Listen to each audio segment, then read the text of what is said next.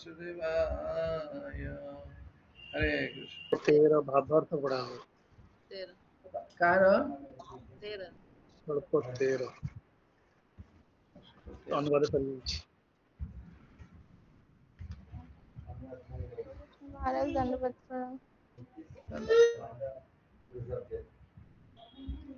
अष्टम मेरुदेव्यां तु नाभिर्जातौ रुक्रमः दर्शयन वर्तम धीराणं सर्वाश्रम नमस्कृतम। तेणु आम लीलावतार जो 6टी प्रश्न थिला प्रथम प्रश्न कौन थिला मुनि मान प्रश्न पत्र नमिष्यादि पचारिथिले सुत गोस्वामी को प्रथम प्रश्न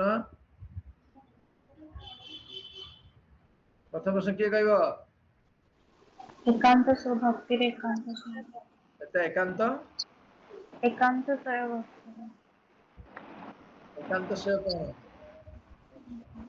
तापर द्वितीयटा भक्ति रो सारांश कौन सब शास्त्र सारांश कौन शास्त्र सब शास्त्र रो सारांश कौन अली लोक मान तापर तृतीय प्रश्न प्रभु काहे देवकी मधुसूदन को गर्भरे काहे आसिले चतुर्थ प्रश्न पुरुषावतार पंचम प्रश्न पंचम होची लीलावतार षष्ठ प्रश्न धर्मर भगवान चलीगला धरा पृष्ठ धर्मर क्या आश्रय कर प्रथम प्रश्न उत्तर है भक्ति द्वितीय प्रश्न तो कहलु तृतीय प्रश्न गला हूँ कौन तृतीय प्रश्न हूँ प्रथम तृतीय तृतीयटा हूँ भगवान लीलावतार भगवान कहीं देवी घर जन्म होते कारण लीला करने जन्म होते लीला आस्वादन कले जीव उद्धार तेणु सेवा लगे ये शुणी चतुर्थ प्रश्न है पुरुषावतार 3टा प्रकार पुरुषावतार भगवान क्षीरोदक साई कारणोदक साई विष्णु महाविष्णु गर्भोदक साई विष्णु लीलावतार चलती लीलावतार अष्टम लीलावतार पड़े अष्टमे मेरुदेव्यां तु नाभेर्जात उरुक्रमः दर्शयन वर्तम धीराणां सर्वाश्रम नमस्कृत। तेणु अष्टमवतार होची राजा ऋषभदेव से राजा नाभि और ताकर पत्नी मेरुदेवी ठाकुर जन्म होते ऋषभदेव एवं सी अवतार भगवान पूर्णता प्राप्तिर मार्ग प्रदर्शन करते किपरि पूर्णता प्राप्त हो जाए पूर्णता माने कौन कहले जे जीवन उद्देश्य होची जे भगवत प्राप्ति से लाभ कर पूर्णता प्राप्ति तापरे ये अवतार रे भगवान पूर्णता प्राप्तिर मार्ग प्रदर्शन करते जो माने पूर्ण रूपे आत्मसंयम इंद्रिय संयम करछंती जो माने समस्त प्रकार आश्रम नमस्य माने त्यागी माने सन्यासी होची सब आश्रम नमस्य तेणु से कौन करते ऋषभ जन्म होगी से घर गृह केम त्याग कर सी कहते कि गृह त्याग करें अच्छा भावार्थ पढ़ा मानव समाज स्वभावतः वृत्ति और संसार को नहीं 8 श्रेणी व्यक्त कराई 4टी आश्रम और 4टी वर्ण विभाग वृत्ति कहले क्षत्रिय वैश्य ब्राह्मण क्षत्रिय वैश्य वृत्ति आओ संसार आओ स्वभाव समाज स्वभावतः वृत्ति और संसार को कौन है 4टा आश्रम वर्णाश्रम नियम वर्णाश्रम जहाँ कहा जाए ब्रह्मचारी गृहस्थ वानप्रस्थ सन्यास यहाँ कह जाए ब्राह्मण केते वर्ष ये 4टा 8टा कराई वर्ण विभाग वृत्ति व धंधा को नहीं एवं आश्रम विभाग सांस्कृतिक उन्नति को नहीं जो गठन कराई कहीं सांस्कृतिक उन्नति घटे सांस्कृतिक उन्नति न घटे ताले कौन हम समाज निश्चित पाप कर निश्चय तलितलांत हम तेणु शास्त्र लिखाई जे जो समाज जो संस्कृति जो सभ्यतार कौन हो जो सभ्यतार नारी माने जेते उच्च शिक्षित एवं सुशृंखलित से सभ्यता से उन्नत हरे कृष्ण मन रख मैं संस्कृति कौन संस्कृति प्रकृति बुझा संस्कृति अर्थ नुहे ओढ़ना पकड़ बसवा ଏ ସଂସ୍କୃତିରେ ଗୁଡ଼ାଏ ଚିରାଚରିତ କଥାକୁ ଅନ୍ଧ ଭାବରେ ଗ୍ରହଣ କରିବା। କେତେବେଳେ ଚିରାଚରିତ ପ୍ରଥା ଅଛି ତାହା ହେଉଛି କ'ଣ ମାନେ ବୈଜ୍ଞାନିକ ଧାରା ଉପରେ ଆଧାରିତ। ଯଥା ସତୀଦାହ ସତୀ ପ୍ରଥା, ସତୀଦାହ ସତୀ ପ୍ରଥା, ସତୀ ପ୍ରଥା ମାନେ ଏକ ପତିବ୍ରତ ପ୍ରଥା। ଏଟା ଏକ ଚିରାଚରିତ ପ୍ରଥା ହେଲେ ବି ମଧ୍ୟ ବହୁ ସାଇନ୍ସ, ଏଟା କ'ଣ ବହୁ ସାଇଣ୍ଟିଫିକ। ଏଦ୍ୱାରା କ'ଣ ହେବ ଚେତନା କେବେ ହେଲେ କଳୁଷିତ ହେବନି, କେବେ ହେଲେ କଳୁଷିତ ହେବନି ଏବଂ କ'ଣ ପବିତ୍ରତା ରହିବ। ତେଣୁ ଗୋପୀମାନେ କ'ଣ କରୁଥିଲେ ଉଲଗ୍ନ ହେଇ ସ୍ନାନ କରୁଥିଲେ, ଭଗବାନ ବସ୍ତ୍ର ହୀଳା କଲେ, ସେଇ ସମୟରେ ସେ କହୁଛନ୍ତି ଯେ ଉଲଗ୍ନ ହେଇ ସ୍ନାନ କରିବା ହେଉଛି କ'ଣ ଦ୍ୱାରା ଚେତନା କଳୁଷିତ ହୁଏ ଏବଂ ପାପ ହୁଏ, ପବିତ୍ରତା ନଷ୍ଟ ହୁଏ। ନାଇଁ ଆଜ୍ଞା ବାଥରୁମରେ ଗାଧେଇଲୁ କ'ଣ ଲୁନା ହେଲା, ବାଥରୁମରେ ମଧ୍ୟ ଗାଧେଇଲେ ମଧ୍ୟ ଲଗ୍ନ ହେଇକିରି ଉଲଗ୍ନ ହେଇକିରି ତାର ମଧ୍ୟ ପବିତ୍ରତା ପଳେଇଯାଏ। ଏଇଟା ଗୋଟେ ଚିରାଚରିତ, ଏଇଟା ଗୋଟେ ଅନ୍ଧବିଶ୍ୱାସ ନୁହେଁ, ଏଇଟା ହେଉଛି ଗୋଟେ ସାଇନ୍ସ ବିଜ୍ଞାନ। ଏବଂ ଯିଏ ସେ ନଗ୍ନ ଜିନିଷ ଦେଖେ, ହ୍ୟାଲୋ, ଯେ ନଗ୍ନ ଜିନିଷ ଯିଏ ଦେଖେ ତାର ମଧ୍ୟ ପବିତ୍ରତା ପଳେଇଯାଏ। ନଗ୍ନ ଶରୀର ପ୍ରଦର୍ଶନ କରିବା ଅନ୍ୟକୁ ଦେଖିବା ଉଭୟ ହେଉଛି କ'ଣ ପବିତ୍ର ନଷ୍ଟ କରିଥାଏ। এটা চিরাচরিত প্রথা, এটা হচ্ছে গোটে অন্ধবিশ্বাস নୁହେଁ, এটা হচ্ছে ଗୋଟେ ସାଇନ୍ସ, ସାଇନ୍ସ ଗୋଟେ। ତେଣୁ ଏଗୁଡ଼ିକ କ'ଣ ନା ସଂସ୍କୃତି ତିଆରି କରିଥାଏ। ଯଦି ସଂସ୍କୃତି ବିହୀନ ସମାଜ ହେଇଯିବ ତାହେଲେ ନିଶ୍ଚୟ ସେ ପାପ କରିବ ଆଉ ଇତ୍ୟାଦି ଖରାପ କରି ସେ କରିବେ। ତାପରେ ବୁଦ୍ଧିଜୀବୀ ଶ୍ରେଣୀ, ଶାସକ ଶ୍ରେଣୀ, ଉତ୍ପାଦକ ଶ୍ରେଣୀ ଓ ଶ୍ରମିକ ଶ୍ରେଣୀ, ଏହି ଚାରି ଜାତିକୁ ନେଇ ବୃତ୍ତିଗତ ବିଭାଗ ବା ବର୍ଣ୍ଣ ବିଭାଗ କରାଯାଇଛି। ପୁନଶ୍ଚ ବିଦ୍ୟାର୍ଥୀ ଜୀବନ, ଗୃହସ୍ଥ ଜୀବନ ଓ ଅବସରପ୍ରାପ୍ତ ଜୀବନ ଏବଂ ସନ୍ନ୍ୟାସ ଜୀବନ। ଅବସରପ୍ରାପ୍ତ ଜୀବନ ହେଉଛି କ'ଣ ବାନପ୍ରସ୍ଥ ଜୀବନ। ଏହା ହେଉଛି ଚାରୋଟି ସାଂସ୍କୃତିକ ଉନ୍ନତି, ପର୍ଯ୍ୟାୟକ୍ରମେ ଜୀବନ ବିଭାଗ, ଆତ୍ମାନୁଭୂତି ଲାଭ ମାର୍ଗରେ ଏହା ହେଉଛି କ୍ରମିକ ବିକାଶ। ଏସବୁ ମଧ୍ୟରେ ସନ୍ନ୍ୟାସ ସର୍ବଶ୍ରେଷ୍ଠ ବୋଲି ବିବେଚିତ ହୁଏ ଏବଂ ବିଧି ଅନୁଯାୟୀ ସନ୍ନ୍ୟାସ ସମସ୍ତ ବର୍ଣ୍ଣ ବିଭାଗର ଆଧ୍ୟାତ୍ମିକ ଗୁରୁ ଅଟନ୍ତି। ତେଣୁ ସନ୍ନ୍ୟାସ ମୋତେ ଜ୍ଞାନ ଦେବ, ସଂସ୍ଥା ସନ୍ନ୍ୟାସୀ ସମସ୍ତେ ଜ୍ଞାନ ଦେବ ଏବଂ ସନ୍ନ୍ୟାସୀକୁ ଆଉ ତିନି ଆଶ୍ରମ କ'ଣ କରିବେ ପ୍ରତିପାଳନ କରିବେ, ସନ୍ନ୍ୟାସୀକୁ ଆଉ ତିନି ଆଶ୍ରମ ପ୍ରତିପାଳନ କରିବେ। ସନ୍ନ୍ୟାସ ମୋତେ ଜ୍ଞାନ ଦେବ, ଜ୍ଞାନ ନଦେଲେ କ'ଣ ହବ, ଜ୍ଞାନ ନଦେଲେ କ'ଣ କୌଣସି ଗୋଟେ ଜିନିଷର ଜ୍ଞାନ ନାହିଁ। ଗୋଟେ ପ୍ରୋଜେକ୍ଟ କୁହାଯାଉ ବା ଗୋଟେ ତାକୁ ଓଡ଼ିଆ କ'ଣ ପ୍ରୋଜେକ୍ଟ, ଓଡ଼ିଆ କ'ଣ ହେଉଛି ଯୋଉ ଯୋଜନାର ଯଦି କ'ଣ ନା ଯୋଜନା ସମ୍ବନ୍ଧୀୟ ଜ୍ଞାନ ନାହିଁ ତାହେଲେ ସେ କ'ଣ ଯୋଜନା କ'ଣ ଫେଲୁଅର ହେଇଯିବ। ସେମିତି ଗୃହସ୍ଥ ଆଶ୍ରମରେ ଯଦି ଗୃହସ୍ଥ ଆଶ୍ରମ ସମ୍ବନ୍ଧୀୟ ଜ୍ଞାନ ନାହିଁ ତାହେଲେ ଗୃହସ୍ଥ ଆଶ୍ରମ ମଧ୍ୟ ଫେଲ ହେଇଯିବ। କିପରି ଗୃହସ୍ଥ ଜ୍ଞାନ କ'ଣ, ଜ୍ଞାନ ପତ୍ନୀ ସହିତ ଯେତିକି ସମୟ ସେତିକି ସ୍ଥାପନ କରିବ, ତାପରେ ଯାହା ମିଳିବ ସେଥିରେ ସନ୍ତୁଷ୍ଟ ରହିବ ଏବଂ ପ୍ରତ୍ୟେକ ପରିସ୍ଥିତିରେ କ'ଣ ହଲଚଲ ହବନି, ବିଚଳିତ ହବନି ଜ୍ଞାନ। ଏବଂ ପତ୍ନୀକୁ ମଧ୍ୟ ଗାଳି ଗୁଲଜ କରିବନି, ପତ୍ନୀକୁ ମଧ୍ୟ ଗାଳି ଗୁଲଜ କେବେ କରିବନି ଏବଂ ପତ୍ନୀ ମଧ୍ୟ ତଦ୍ରୁପ ଭାବରେ ମୋତେ ମୋ ହଜବେଣ୍ଡ ଗାଳି ଗୁଲଜ କରୁନି ମାନେ ମୁଁ କିଛି କ'ଣ ଭୁଲ ମୋ ମନ ମାନେ କାମ କରିବି, ତା ନୁହେଁ। ଏସବୁ ହେଉଛି କ'ଣ ଗୃହସ୍ଥ ଆଶ୍ରମର ଧର୍ମ ସବୁ। ଏବଂ କ'ଣ ହବ ପତି ସହିତ ସବୁବେଳେ ଅନୁଗତା ରହିବ ଏବଂ କ'ଣ କରିବ ନା ସଞ୍ଚୟ କିଛି କରିବ ଏବଂ ଦାନ ଧର୍ମ କରିବ। ଏ ହେଉଛି କ'ଣ ନା କ'ଣ ଗୃହସ୍ଥ ଆଶ୍ରମର ଜ୍ଞାନ। ଆଉ ଯେଉଁ ଲୋକ କରେନି ସାଧୁସନ୍ଥ ମାନଙ୍କୁ ଘରକୁ ଡାକିବ, ନ କରିବ ତାହେଲେ କ'ଣ ହବ, ତା କ'ଣ ଗୃହସ୍ଥ ଜୀବନ ଏତେ ଭଲ ହବନି। ଗୁଡ଼ାଏ ପଇସା ପାଇଲେ ତାକୁ ଗୃହସ୍ଥ ଜୀବନ ଭଲ, ଏଟା ଭୁଲ ଧାରଣା। ଜ୍ଞାନଟା କିଏ ଦେବ, ସନ୍ନ୍ୟାସୀ ଦେବ। ବାନପ୍ରସ୍ଥ ଜୀବନ ତାହେଲେ ସନ୍ନ୍ୟାସୀ ଜ୍ଞାନ ଦେବ। କାହିଁକି ନା ଗୃହସ୍ଥ ଆଶ୍ରମରେ ବ୍ୟକ୍ତି ରହିଲା ପରେ କିଛି ଭୋଗ ସେ କରିଛି, ସେ ଭୋଗଟା ସେ କେମିତି ତ୍ୟାଗ କରିବ ସେଟା ସନ୍ନ୍ୟାସୀ ଶିଖେଇବ। ଦେଖିବେ ଗୃହସ୍ଥ ଆଶ୍ରମ ଛାଡ଼ିକି ଆସିକି ମନ୍ଦିର ଜଏନ୍ କରିଥିବେ, ବାନପ୍ରସ୍ଥ ଜୀବନ ପରେ ମୁଁ ଏମିତିଆ ସେମିତିଆ ଆଉ ବସି ପଡ଼ିବେ ଆଉ ମୋତେ ପାଣି ଦିଅ ଆଣିକି। ସେଥିପାଇଁ ଆମ ଇସ୍କନରେ ବୁଢ଼ା ମାନଙ୍କୁ ଆଲାଉ ନାହିଁ, ଏଇ ବଦମାସି କରିବେ ନାଇଁ। ତମେ ଭୋଗ କରିଥିଲ ମାନେ ଭୋଗ ତ୍ୟାଗ କରିବ। ଆଉ ଭୋଗ ତ୍ୟାଗ ଯେତେ ଯିଏ ଭୋଗ ତ୍ୟାଗ କରେ ସେ ବ୍ୟକ୍ତି ସେତେ କ'ଣ ପରିଷ୍କୃତ ହୁଏ, ଚେତନା ପରିଷ୍କୃତ ହୁଏ। ଏଇଟା ସବୁ ଶିଖେଇବ କିଏ, ସନ୍ନ୍ୟାସ ଶିଖେ ସବୁ ଆଶ୍ରମକୁ। ବ୍ରହ୍ମଚାରୀ ଜୀବନ ଯାପନ, ବ୍ରହ୍ମଚାରୀ ଜୀବନରେ କିପରି ବ୍ରହ୍ମଚର୍ଯ୍ୟ ପ୍ୟୁରିଟି ରକ୍ଷା କରିବ। ଯଦି ସେ ଉତ୍ତମ ପ୍ୟୁରିଟି ରକ୍ଷା କଲା, ପବିତ୍ରତା ରକ୍ଷା କଲା, ତାହେଲେ ଭଲ ଗୃହସ୍ଥ ହେଇପାରିବ, ତାହେଲେ ନୈଷ୍ଠିକ ହେଇପାରିବ। ଭଲ ନ ରଖି ପାଇଲା ସେଇ ପାରିବ ଉତ୍ତମ ଗୃହସ୍ଥ ହେଇପାରିବନି। ट्रेनिंग ब्रह्मचारी समय ट्रेनिंग दिया जाए, तालीम दिया जाए।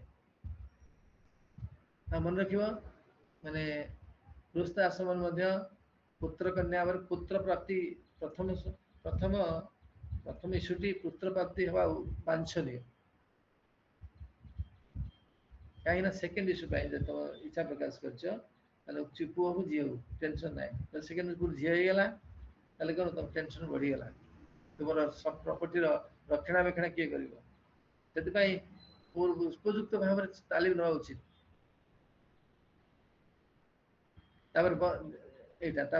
मानप्रस्थ सन्यास सन्यास एभली भाव ये सब मध्य सन्यास सर्वश्रेष्ठ बोली विवेचित हुए एवं विधि अनुजाई सन्यासी समस्त वर्ण विभाग आध्यात्मिक गुरु अटंती। सन्यास आश्रम मध्य पूर्णता प्राप्तिर चारोटी स्तर अच्छी एगुड़ी है कुटीचक, बहुदक, परिव्राजक एवं परमहंस। माने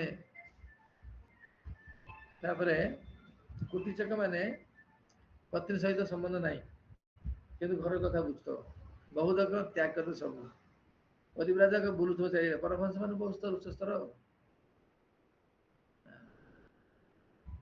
एगुड़ी है कुटीचक, बहुदक, परिव्राजक एवं परमहंस। कौन है कुटीचक माने पत्नी सहित संबंध नहीं, बिल्कुल फिजिकल रिलेशन नहीं किंतु घर सब धंदा बुझुथिबो। बहुदक माने पत्नी सहित संबंध नहीं कि घर सहित कार संबंध नहीं, परिव्राजक सब संबंध त्याग बुलुची, परमहंस तो परमहंस चलला ए भलिया। सन्यास चारटा आश्रम परमहंस पूरा परमहंस है सी कोते विचलित परमहंस। परमहंस हंस जमी कौन ना कौन करे सारा वस्तु ग्रहण करे नहीं क्षीर रु सेमती परमहंस जगत सारा वस्तु ग्रहण कर किसी प्रतिक्रिया न था। परमहंस यही स्तर में जो मैंने ध्यान दी से समस्ते सम्मान प्रदर्शन करती। राजा नाभि और मेरुदेवी पुत्र महाराज ऋषभदेव भगवान एक अवतार से पुत्र मान उपदेश देते तपस्या करने। प्रथम तपस्या गृहस्थ आश्रम प्रवेश कर तुम तपस्या करा पड़ो।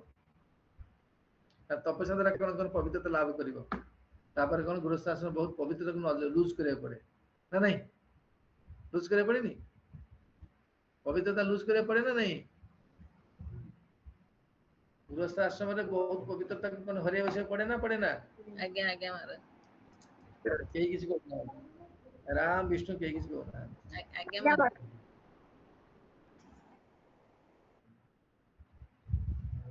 तेणु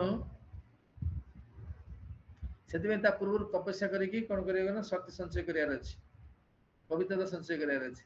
खा दक्ष प्रजापति कौन है पुओ मान कहले तुम जाओ तपस्या कर, मेरु से कौन गले तपस्या करा गले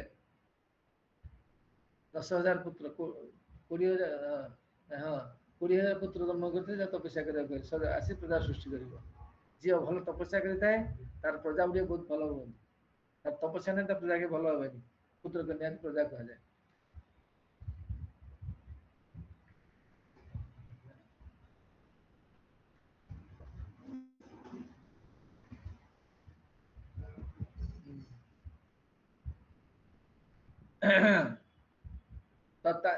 से पुत्र मान उपदेश देते जे तपस्या करने कारण तपस्या गुड़िक जीवन पूर्णता लाभ करने साहय करता है। यह द्वारा व्यक्तित्व प्रति पवित्रता लाभ करे एवं व्यक्ति पवित्रता लाभ करे एवं यह व्यक्ति को दिव्य सुख प्राप्तिर अधिकारी कराए के तपस्या। यह अपरागत सुख नित्य निरंतर प्रतिक्षण वर्धमान स्वभाव युक्त अटे है। प्रत्येक जीव सर्वदा सुख अन्वेषण करुता किंतु कहीं जानते नहीं क्यों अनंत और शाश्वत सुख मिले। मूर्ख लोक मैंने इंद्रिय सुख को प्रकृत सुख बोली भावती, सुख समझ खोजुंट समझ सुख खोजुंट कि सुख खोजी जाए कि कौन सुख को पाया तो मैंने प्रयास ही पड़ती पुणी दुख दुख भोग पड़ता। सुख खोजा को चाहिए दुख ही भोग पड़े कारण जगत सुख ना ତେଣୁ ତାଙ୍କ ତିତିକ୍ଷସ ଭାରତ ଯାହା ସବୁ ଆସୁଛି ଜଗତ ଜୀବନରେ ତାକୁ ସହିବାକୁ ଚେଷ୍ଟା କର, ତା ଭିତରେ ଅତିକ୍ରମ କରି ଚାଲି ପଳାଅ। ପ୍ରତ୍ୟେକ ଜୀବ ସବୁରା ସୁଖ ନିଶୁଣ କରୁଛନ୍ତି, କିନ୍ତୁ କେହି ଜାଣନ୍ତି ନାହିଁ କେଉଁଠାରେ ଅନନ୍ତ ଓ ଶାଶ୍ୱତ ସୁଖ ମିଳିବ। ମୂର୍ଖ ଲୋକମାନେ ଇନ୍ଦ୍ରିୟ ଜଡେନ୍ଦ୍ରିୟ ସୁଖକୁ ପ୍ରକୃତ ସୁଖ ବୋଲି ଭାବନ୍ତି। ଯିଏ ଜ୍ଞାନ ଯାର ନାହିଁ ଜଡେନ୍ଦ୍ରିୟ ସୁଖ ସର୍ବସ୍ୱ ମନେ କରୁଛି, କିନ୍ତୁ ଏକ ମୂର୍ଖ ଭୁଲି ଯାଇଥାନ୍ତି ଯେ ଏହି ତଥାକଥିତ କ୍ଷଣିକ ଇନ୍ଦ୍ରିୟ ସୁଖ କୁକୁର ଘୁଷୁରି ମଧ୍ୟ ଉପଭୋଗ କରୁଛି। କୌଣସି ପ୍ରାଣୀ ପଶୁ ଓ ପକ୍ଷୀ ସୁଖରୁ ବଞ୍ଚିତ ନୁହେଁ। ମାନବ ସମେତ ପ୍ରତ୍ୟେକ ଜୀବ ଯୋନିରେ ଥିବା ଜୀବ ଏହା ପ୍ରଚୁର ପରିମାଣରେ ପାଉଛନ୍ତି। ଇନ୍ଦ୍ରିୟ ସୁଖ ସବୁଠି ଅଛି, ପିମ୍ପିଡ଼ି ପାଖରେ ଅଛି, ପିମ୍ପିଡ଼ି ମଧ୍ୟ ତା ସ୍ତ୍ରୀ ସହ କରୁଛି, କରୁନି? ଛୁଆ ପିଲା କେମିତି ହଉଛି ତାର, ସବୁ ଜାଗାରେ ଅଛି। କୋଉଠି ଫରକ ଅଛି, କୋଉଠି ଏସି ଭିତରେ ହଉଛି ତ, କୋଉଠି ଖାଲି ବସରେ, କୋଉଠି ବଳଦ ଗାଡିରେ, କୋଉଠି କୁଡିଆ ଭିତରେ, କୋଉଠି ତ୍ରିତଳ ପ୍ରାସାଦ ଭିତରେ। ହଁ ଏ ନା ନାଇଁ? ଇନ୍ଦ୍ରିୟ ସୁଖ ଏମିତି ହଉଛି ନା ନାଇଁ? ଆରେ ଇନ୍ଦ୍ରିୟ ସୁଖ ଏଇଭଳିଆ। ଏସି ଭିତରେ ହେଲେ ଆହୁରି ମଜା, ନାଇଁ ଗଦି ଉପରେ ହେଲେ ଆହୁରି ମଜା। ଆଉ କଣ ଝୁପୁଡି କୁଡିଆରେ ମଶା ବାଡି କାମୁଡି ଦଉଥିବେ ଆଡେ, ଆଉ ମଜା ଅଛି? ତେଣୁ ଯେତେ ପ୍ରକାର ବ୍ୟବସ୍ଥା, ସୁନ୍ଦର ବ୍ୟବସ୍ଥା, ଭୌତିକ ବ୍ୟବସ୍ଥା କରିବ, ସେତେ ଇନ୍ଦ୍ରିୟ ସୁଖ ବହୁତ ବଢିବ। ସବୁଠି ଆଭେଲେବୁଲ।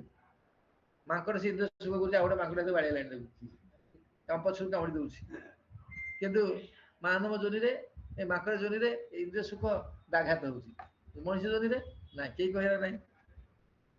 କିନ୍ତୁ ହେଲେ କଣ ହବ, ଯଦି ଖରା ହଉଛି ଅଧିକ ସୁଖ ଅଧିକା କଣ କରିବ? ଶୀତ ତାପ ନିୟନ୍ତ୍ରିତ ରୁମରେ ବଢିଆ ଇନ୍ଦ୍ରିୟ ସୁଖ। କିନ୍ତୁ ପ୍ରତ୍ୟେକ ସ୍ଥିତିରେ ଭୌତିକ ଜଗତରେ ଇନ୍ଦ୍ରିୟ ସୁଖ ଅଛି ହିଁ ଅଛି। କୁକୁର ବି ଇନ୍ଦ୍ରିୟ ସୁଖ କରୁଛି, ହେଲେ ଆଉ ଗୋଟେ କୁକୁର ସବୁ କାମୁଡ଼ିଲାଣି। କିନ୍ତୁ ମଣିଷ ସେ ସବୁ ନାହିଁ ନା। ତେଣୁ ଆଭେଲେବିଲିଟି ପ୍ରତ୍ୟେକ ଯୋନିର କଣ ଅଛି, ତାରତମ୍ୟରେ ଉନ୍ନତର ତାରତମ୍ୟରେ ଇନ୍ଦ୍ରିୟ ସୁଖ ବି ଉନ୍ନତ। ପଶୁ ଯୋନିରେ ଯୋଉ ଇନ୍ଦ୍ରିୟ ସୁଖ ହୁଏ, ସେଥିରେ କେତେ ମଜା ଅଛି? ମଜା ନାହିଁ। ମଶା କାମୁଡ଼ିଲାଣି, କିଏ ଆଉ କାମୁଡି ଡିଷ୍ଟର୍ବ କଲାଣି। ମଣିଷ ଯୋନିରେ ସୁନ୍ଦର ଆନନ୍ଦ, କିଏ ଡିଷ୍ଟର୍ବ କରିବା ନାହିଁ, କିଛି ନାହିଁ। ନିଜ କ୍ୟାମ୍ପସ ଭିତରେ ରହିଲ, ତାଲା ପକେଇଲ, ସୁଖ ଆରମ୍ଭ କଲ। ଆଉ କଣ ଅଛି? କିନ୍ତୁ ମୂର୍ଖ ମାନେ ଭୁଲି ଯାଆନ୍ତି ଯେ ଏହି ତଥାକଥିତ କ୍ଷଣିକ ସୁଖ କୁକୁର ଘୁଷୁରି ମଧ୍ୟ ଉପଭୋଗ କରୁଛି। କୌଣସି ପ୍ରାଣୀ ପଶୁ ପକ୍ଷୀ ଓ ଏ ସୁଖରୁ ବଞ୍ଚିତ ନୁହେଁ। ମାନବ ସମେତ ପ୍ରତ୍ୟେକ ଜୀବ ଏ ପ୍ରଚୁର ପରିମାଣ ପାଉଛନ୍ତି, କିନ୍ତୁ ମାନବ ଜୀବନ ଏ ପ୍ରକାର ଶସ୍ତା ସୁଖ ଉପଭୋଗ କରିବା ନିମିତ୍ତ ଉଦ୍ଦିଷ୍ଟ ନୁହେଁ। ମଣିଷ human form life is not meant for this. Human form life ମଣିଷ କଣ ପାଇଁ? କଣ ପାଇଁ? ଭଗବତ ପ୍ରାପ୍ତି ପାଇଁ। ଆମର ଆଚାର୍ଯ୍ୟ କଣ କହୁଛନ୍ତି? ବିଦ୍ୟାର ଘରେ ଭଜିଆ ବୋଲି ଆସିଲ ସଂସାର ଭିତରେ, ସଂସାର ଭିତରେ। ହଁ, ସେଠୁ କଣ? ଭୁଲିଆ ରହିଲ ତୁମେ ଅବିଦ୍ୟାର ଘରେ। ସେ ଗୀତଟା କଣ ସୁବ୍ରମତାଜୀ? ଭଜିଆ ବୋଲି ଆସିଲ ସଂସାର ଭିତରେ, ଭୁଲିଆ ରହିଲ ତୁମି ବିଦ୍ୟାର ଘରେ। ବିଦ୍ୟାର ଘରେ, ହଁ, ବିଦ୍ୟାର ଘରେ ଘରେ, ହଁ। କଣ ସେଇଟା?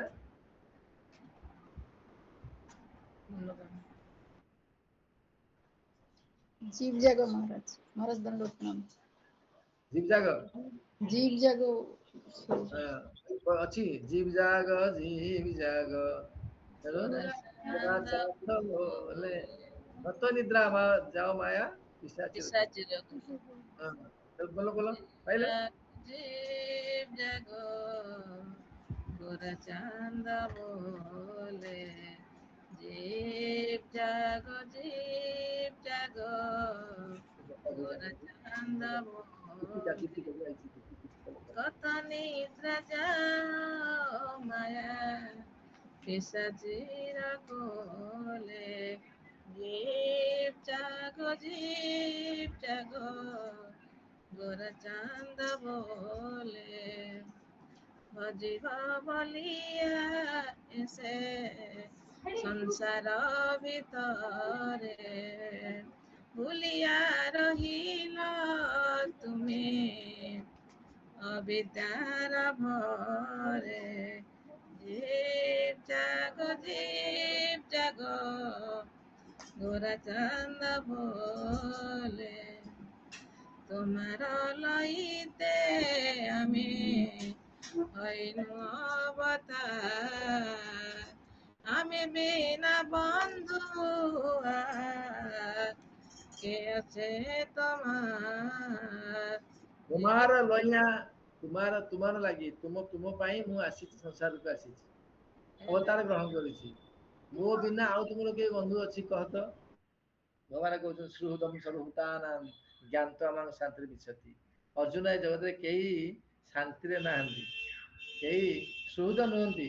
ସୁହୃଦ ମୁଁ କେବଳ ସୁହୃଦ, ସୁହୃଦ ସର୍ବଭୂତାନାଂ ଏକଥା ଜାଣିଲେ କେବଳ ହିଁ ସେ ଶାନ୍ତି ପାଇବ। ଜ୍ଞାନତ୍ୱାମାଂ ଶାନ୍ତିରେ ବିଶତି, ଜ୍ଞାନତ୍ୱାମାଂ ଶାନ୍ତିରେ ବିଶତି, କେବଳ ସେ ହିଁ ଶାନ୍ତି ପାଇପାରିବ। ଶାନ୍ତି ପାଇବାର ଉପାୟ ହଉଛି ଏଇଟା। ତାପରେ এনেছি ଔଷଧି ମାୟା ଆସିବାର ଲାଗି, ହରି ନାମ ମହାମନ୍ତ୍ର ଲହ ତୁମେ ମାଗି। ଏଇ ଯୋଉ ଅବିଦ୍ୟା ଯୋଉ ରୋଗ ଲାଗିଛି ହେଇଛି, ଏନେଛି ଔଷଧି ମାୟା ନାସିବାର ଲାଗି, ଏଇଭଳି ତମର କଳୁଷିତ ଚେତନା ହେଇଛି, ପରିଷ୍କାର କରିବା ପାଇଁ ଗୋଟେ ବଢିଆ ଆଣିଛି। କଣ ବ୍ୟବସ୍ଥା ଆଣିଛି? ଡେଟର୍ଜେଣ୍ଟ ପାଉଡର। କଣ ସେଇଟା? ହରିନାମ ମହାମନ୍ତ୍ର ଲହ ତୁଇ ମାମି ମାଗି, ତୁ ମାଗି ନେ। କିନ୍ତୁ ଜୀବ କଣ ମାଗୁଛି?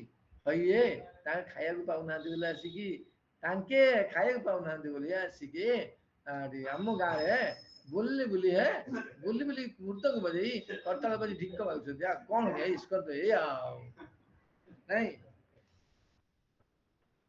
ଏରା ନାଇଁ ଇସ୍କନ ତ ଏଇ ଆଉ ଅତତି କଣ ହେ? ପ୍ରଭୁ ଚରଣେ ପଡ଼ିଆ, ସେଇ ହରି ନାମ ମନ୍ତ୍ର ଲଇଲ ମାଗିଆ। ଭକ୍ତିଙ୍କ ଠାକୁର କହୁଛନ୍ତି ଯେ ଭକ୍ତିଙ୍କ ଠାକୁର କହୁଛନ୍ତି ଯେ ମୁଁ କଣ କଥା କହୁଛନ୍ତି ଯେ ମୁଁ ପ୍ରଭୁଙ୍କର ଚରଣରେ ପଡି, ଯୋଉ ଆପଣ ପ୍ରଭୁ ଭଗବାନଙ୍କ ଚରଣ ପଡି ମାଗୁଛି, ପ୍ରଭୁ ସେଇ ହରିନାମ ମହାମନ୍ତ୍ର ଯିଏ ମହୋଷଧି ମତେ ଦିଅନ୍ତୁ। ତମେ ତ କିଏ ଭାବୁଛ କହିଲ ଦେଖିଆ? କାନ୍ଦୁଛ କିଏ ଦେଖିଆ? କିଏ କାନ୍ଦୁଛ? କଣ କି ମହାରାଜ ମୁଁ କ୍ଲାସକୁ ଆସିଲି କଣ କି ମୋ ନାତୁଣୀ ଆଇଥିଲା ତ ଆଉ ମୁଁ ଆସିପାରିଲିନି। ନାତୁଣୀ ହେଲା ବି ଆସିପାରିଲେନି ସେ। ଏଇଟା ଧର ଏଇଭଳିଆ ସ୍ୱଭାବ। ଧନ୍ୟବାଦ ଧନ୍ୟବାଦ। ଛଳ ଚଲ। ତେଣୁ କିନ୍ତୁ ମାନବ ଜୀବନରେ ଏ ପ୍ରକାର ସୁଖ ଶସ୍ତା ସୁଖ ଉପଭୋଗ ନିମିତ୍ତ ଉଦ୍ଦିଷ୍ଟ ନୁହେଁ। ମାନବ ଆତ୍ମାनुभୂତି ଅନନ୍ତ ଶାଶ୍ୱତ ସୁଖ ଲାଭ ପାଇଁ ଉଦ୍ଦିଷ୍ଟ। ତପସ୍ୟା ଦ୍ୱାରା ଆତ୍ମାनुभୂତି ଲାଭ ହୁଏ। ତପସ୍ୟା କହିଲେ ସ୍ୱେଚ୍ଛାକୃତେ ଭାବରେ ଭୌତିକ ସୁଖରୁ ବିରତ ହୋଇ କଠିନ ବ୍ରତବିଧି ଆଚରଣ କରିବାକୁ ବୁଝାଏ। ତପସ୍ୟାର ଅର୍ଥ ଏଇଟା। ଯେଉଁମାନେ ଭୌତିକ ସୁଖ ତ୍ୟାଗ କରିଛନ୍ତି କିମ୍ବା ତ୍ୟାଗର ତାଲିମ ପ୍ରାପ୍ତ ହୋଇଛନ୍ତି ସେମାନଙ୍କୁ ଧୀର କୁହାଯାଏ। ଧୀର କିଏ? ଯେ ଭୌତିକ ସୁଖ ତ୍ୟାଗ କରିଛନ୍ତି ଅବା ତାଲିମ ପ୍ରାପ୍ତ ହେଇଛନ୍ତି। ସେଥିପାଇଁ ଗୁରୁ ଗୃହରେ ରହିବାକୁ ପଡେ। ସେଇଥିପାଇଁ ଗୁରୁ ଗୃହରେ ରହିବାକୁ ପଡେ। ଆସିକିରି ଗୁରୁ ଗ୍ରହଣ କରିବେ। ଗୁରୁ ଯାହା କହିବେ ମାନେ କଣ ନିର୍ବିଚାରରେ ଗ୍ରହଣୀୟ। ଆଉ କିଛି ମୁଣ୍ଡ ପୁରେଇ ଆଡୁ ସାଡୁ କଥା ପୁରେଇବନି ମୁଣ୍ଡରେ। ଏମାନେ ସେମାନଙ୍କୁ ଧୀର କୁହାଯାଏ। ଏମାନେ ଇନ୍ଦ୍ରିୟ ମାନଙ୍କ ଦ୍ୱାରା ଆକ୍ରାନ୍ତ ହୁଅନ୍ତି ନାହିଁ। ଏହି ଧୀର ମାନେ ସନ୍ନ୍ୟାସ ଗ୍ରହଣ କରିପାରନ୍ତି। ଏମାନେ କ୍ରମଶଃ ସର୍ବପୂଜ୍ୟ ପରମହଂସ ସ୍ତରକୁ ଉନ୍ନୀତ ହୋଇପାରନ୍ତି, ଯାହାକୁ ସମାଜରେ ପ୍ରତ୍ୟେକ ବ୍ୟକ୍ତି ସମ୍ମାନ କରନ୍ତି। ରାଜା ଋଷଭଦେବ ଏହି ସନ୍ଦେଶ ପ୍ରଚାର କରିଥିଲେ। ଏହି ସନ୍ଦେଶ ସିଏ ପ୍ରଚାର କରିଥିଲେ ଏବଂ ଜୀବନର ଶେଷ ଅବସ୍ଥାରେ ସେ ନିଜର ସ୍ଥୂଳ ଶରୀର ସମସ୍ତ ଆବଶ୍ୟକତା ତ୍ୟାଗ କରିଦେଇଥିଲେ। ଏହା ଏକ ଅତ୍ୟନ୍ତ ଦୁର୍ଲଭ ଏବଂ ବିରଳ ଅବସ୍ଥା ଅଟେ। ମୂର୍ଖମାନେ ଏହାକୁ ଅନୁସରଣ କରିବା ଉଚିତ ନୁହେଁ। ଏହା ସମସ୍ତଙ୍କର ଆଦରଣୀୟ ଓ ପୂଜନୀୟ ଅଟେ। ତେଣୁ ଋଷଭଦେବ କଣ ଗୃହ ତ୍ୟାଗ କରିଥିଲେ। ଗୃହ ତ୍ୟାଗ କରି କହୁଥିଲେ ଯାଇକିରି ବୁଲି ବୁଲି ପ୍ରଚାର କରୁଥିଲେ, ଜ୍ଞାନ ପ୍ରଦାନ କରୁଥିଲେ। ଜ୍ଞାନ ପ୍ରଦାନ କରୁଥିଲେ। କିନ୍ତୁ ଦେଖିବେ କେତେ ମୂର୍ଖ ଅଛନ୍ତି ତାଙ୍କୁ ପରିହାସ କରନ୍ତି। ପରିହାସ କରନ୍ତି। ଯେମିତି ଆମର ଇଂଲିଶର ଗୋଟେ ବ୍ରିଟିଶର ମାନଙ୍କର ଗୋଟେ କୁହା କଥା ଅଛି ଯେ କଣ ସେ କହନ୍ତି today's in India today's beggar is tomorrow's lord. ବୁଝିଗଲା? ଇନ୍ ଇଣ୍ଡିଆ ଭାରତରେ ଟୁଡେଜ ବେଗାର ଆଜିର ଭିକ୍ଷାରୀ ଟୁମରୋଜ ଲର୍ଡ। ସେଟାର ଅର୍ଥ ବୁଝନ୍ତିନି। ସିଏ ଯେହେତୁ ସାଧନ ଜ୍ଞାନ ସାଧନ କରୁଛନ୍ତି ସେ ସମସ୍ତେ ଭିକ୍ଷୁକ ବୃତ୍ତି କରିବେ। କୃଷ୍ଣ ତ ବୁଝି ନପାରେ ଓଲଟା ଭାବରେ ପ୍ରତିବାଦ କରନ୍ତି। ଆଜିର ଭିକାରୀ କାଲି ହଉଛି ଭଗବାନ ଇଣ୍ଡିଆରେ। ଏ ହଉଛି ତାଙ୍କର କଣ ନା ଜଡ଼ ଚିନ୍ତାଧାରା। ତେଣୁ ଋଷଭ ଦେବ ଆସିକିରି କଣ କରିଥିଲେ ପ୍ରଚାର କରିଥିଲେ ଋଷଭ। ଏ ହଉଛି ଦେଖଗଲା ଋଷି ବି ନବମ ଅବତାର ଗଲା। ନା ଅଷ୍ଟମ ଅବତାର ଗଲା। ହଁ ଅଷ୍ଟମ ଅବତାର। ଆଚ୍ଛା ହରେ କୃଷ୍ଣ। ଆଉ କାହାର କଣ ଅବୁଝା ରହିଲା?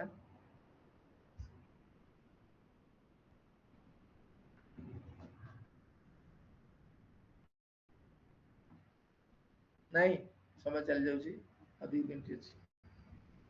ତେଣୁ ହରେ କୃଷ୍ଣ ଜଲ୍ଦି ଆସ ସବୁ କ୍ଲାସକୁ ସମସ୍ତେ ଭିଡକୁ ଆସ। ଜଲ୍ଦି ଆସ ଭିଡକୁ ଆସ। ଦଣ୍ଡର ମା ଜଣେ ଗୃହସ୍ଥ ଜୀବନକୁ ପ୍ରବେଶ କରିବା ପୂର୍ବରୁ ବ୍ରହ୍ମଚର୍ଯ୍ୟ ସମୟରେ ଟ୍ରେନିଂ ହବା ବେଶୀ ଦରକାର। ହଁ ସେ ଜଣେ ଦବ ନା ସନ୍ତାନ ଏ ପାଇଁ ସଂସାରକୁ। ହଁ କିନ୍ତୁ ଜଣେ ଯେତେବେଳେ ତ୍ୟାଗୀ ହଉଛି ତା ପାଇଁ ବେଶୀ ଟ୍ରେନିଂ ଦରକାର ନା ଜଣେ ଗୃହସ୍ଥ ପାଇଁ ବେଶୀ ଟ୍ରେନିଂ ଦରକାର? ଉଭୟଙ୍କୁ ସେମ୍। ବ୍ରହ୍ମଚର୍ଯ୍ୟ ଆଶ୍ରମରେ ନୈଷ୍ଠିକ ହବା ପାଇଁ ଟ୍ରେନିଂ ଦିଆଯାଏ ଏବଂ ଗୃହସ୍ଥରେ ପ୍ରବେଶ କରିବା ପାଇଁ ଟ୍ରେନିଂ ଦିଆଯାଏ। ଦିଟା ହେଲା। ଯିଏ ନୈଷ୍ଠିକତା ଅବଲମ୍ବନ ନ କରିପାରିଲା ସେ ଗୃହସ୍ଥ ପ୍ରବେଶ କଲା, କିଛି ଅସୁବିଧା ନାହିଁ। ବୁଦ୍ଧିଗତ ଭାବ ରହିବ, ଚେତନା ତ କଳୁଷିତ ହବ ଆଉ।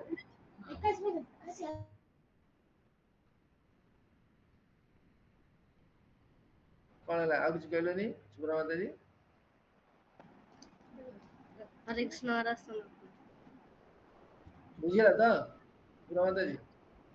ସେଇ ଟ୍ରେନିଂ ତାର ଅଭାବ ହଉଛି। ଜଣେ ସିନା ଯିଏ ଟ୍ରେନ କରିବ ସେ ସିନା ଟ୍ରେନ ହେଇଥିଲେ ଟ୍ରେନିଂ କରିବ। ହଁ ଆଉ ତମ ମନକୁ ପଶିଲା ବେଳେ ପଶି ଯାଉଛନ୍ତି। ସେଥିପାଇଁ ଗୁରୁକୁଳ କରାଯାଇଛି ନା। ସେଟା କଣ ଗୁରୁ ଆଶ୍ରମ କରାଯାଇଛି ନା। ଆଜ୍ଞା। ଟ୍ରେନିଂ ଦିଆଯାଏ ନା କଣ ଟ୍ରେନିଂ କରିବ। ଗୁରୁ ଆଶ୍ରମ କରାଯାଇଛି ନା ସେଥିପାଇଁ। ଗୁରୁ ଆଶ୍ରମ କେମିତି ହବ? ଗୁରୁ ପୁରା ପୋଖତ ବାହାରେ ଅଛି ସବୁଥିରେ।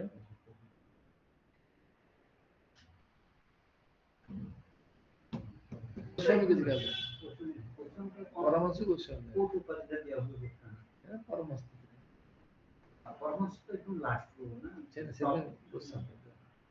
ଗୋସ୍ୱାମୀ ଯେ ପ୍ରକୃତ ହିନ୍ଦୀ ମାନଙ୍କର ସ୍ୱାମୀ ଅଧିକାର ସମ୍ପୂର୍ଣ୍ଣ ଗୋସ୍ୱାମୀ ଆଉ ପରମହଂସ ସେମ୍।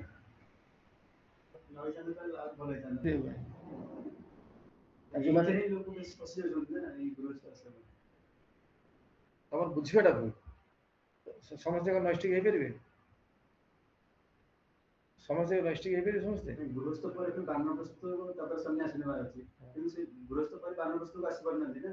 ସେ ଗୃହସ୍ଥରେ ହିଁ ଫସି ଯାଉଛନ୍ତି, ସଂସାରରେ ଫସି ଯାଉଛନ୍ତି। ସେ ଭୁଲ ତମର ନା ଆଉ ଆଶ୍ରମ କାଇଁ ଭୁଲ? ତମର ଭୁଲ ନା ଆଉ। କଣ ଆସୁଛନ୍ତି? ତମର ଏଇଟା ଭୁଲ ନା। ତମେ ସମସ୍ତେ ଦେଇ ପାରୁନ ପତ୍ରୀ ସେତୁ, ତମର ଭୁଲ ନା ଆଉ। ହରେ କୃଷ୍ଣ ମହାରାଜ, ବାନପ୍ରସ୍ଥରେ ଲେଖା ହେଇଛି ଅବସର, ସେଟା ଟିକେ କ୍ଲିୟର କରନ୍ତୁ। ରିଟାୟାର୍ଡ ଲାଇଫରେ ବାନପ୍ରସ୍ଥ ଲାଇଫ ସବୁଠୁ ବିରୋଧ ସେମାନେ, ଆଉ କିଛି ନାହିଁ।